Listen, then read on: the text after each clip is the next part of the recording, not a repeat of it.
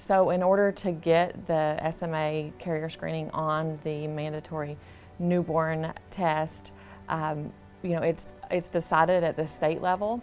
So we are going to be reaching out to our state representatives, and we encourage anyone that we know that has a connection with a state representative to reach out to them and let them know the importance of this and share Miller's story. And hopefully we can get this passed in the state of Arkansas. And from now on, every baby that's born in this wonderful state we live in will know from day one if they are a carrier for SMA.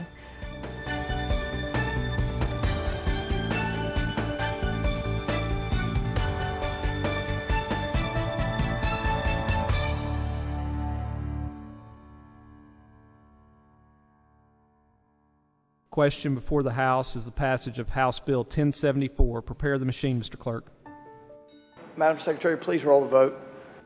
Ballinger, Bledsoe, Bond, Caldwell, Cheatham, Chesterfield, Clark, Cooper, Davis, Dismang, Eads, Elliott, English, Flippo, Flowers, Garner, Hammer, Hendren, Hester, Hickey, Hill, Ingram, Irvin, Blake Johnson, Mark Johnson, Letting, Mallock, Pitch, Rayford, Rice, Sample, Stubblefield, Sturch, Teague, Wallace. 35 yeas, 0 nays. The bill is passed. By a vote of 94 yeas, 0 nay, and 0 present, the bill has passed.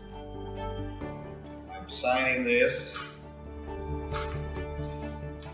and then I'm going to date it February 18th. And now, ladies and gentlemen, it is law.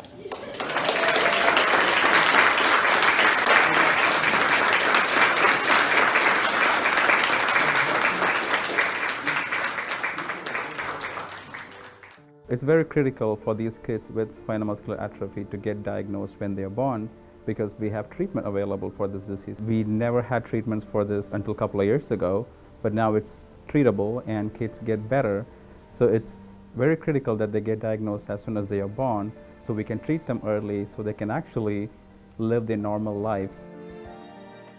Alexander, he's 3 years old, and he was diagnosed with SMA type 2 when he was 15 months. It was a long process of talking to the pediatrician when she would say he's just a lazy baby, has hypotonia, he's fine, he's happy. Just, there's nothing that we could do until I finally demanded a bunch of tests, and finally a genetic test was done. Back in November of 2016, I went to a Gala of Hope. It's kind of an event like cupcakes and cocktails. I went with a girlfriend, not knowing, what the awareness was for until pulling up and Googling it. When I walked in there, I saw children in wheelchairs, and I knew it was a muscular disease, but I wasn't aware of it. And at the time, I didn't have the results for Alexander. I was waiting to get test results back from our genetic testing. And once the mothers did their testimonial and showed the children and explained what they had, I knew. I just started crying. I just knew right then and there he had this disease. And if it wasn't going to that event, I don't think we would have been in the position we are today with the awareness and knowing what steps to take to help our son. Got the results back on December 8th, 2016. And then the FDA approved Spinraza 23rd, so it was our little Christmas miracle. And then we got our first injection on February 22nd that year. So that's actually given what we call intrathecal through spinal tap in their back, and these kids get 4 injections for the first 2 months after they get diagnosed, and lifelong every 4 months of these injections. And this, we have shown significant improvements in their movements, their quality of life, and their strength and stamina, and it's been helping them. So with this treatment out, the sooner you intervene, the better chance these children have at reaching certain milestones in their life. Overall, their just well-being is better off the sooner you intervene. I mean, these kids are happy. My son, I had a hard time wanting to put him in a wheelchair, but he is the happiest little person you will ever meet, and it's not going to stop him from doing things, you know. But sure, if we got it earlier, he would have probably, you know, had the chance to experience what it would be like to walk, you know. Because now he asks me, Mom, he's like, I go, we're gonna go walk over to so-and-so's house. He's like, Mom, I can't walk, and he's 3, you know. So it's like, it's still heartbreaking to know that he's aware that his little legs don't work as well yet. But we're still gonna keep fighting to get him there.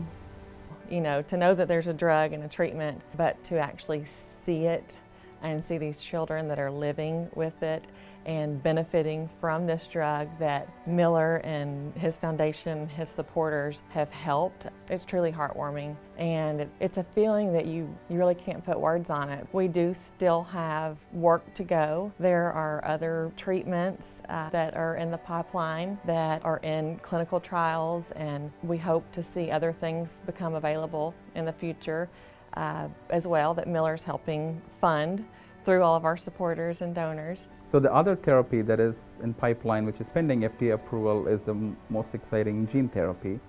It's a one-time IV infusion of the SMN1 gene that is missing in these kids with spinal muscular atrophy. And we have promising data from the research that these kids start walking, running, and they lead a normal life. And we're just hoping that it'll get approved by FDA soon, and we would be able to give them the gene therapy as soon as we diagnose them through newborn screening.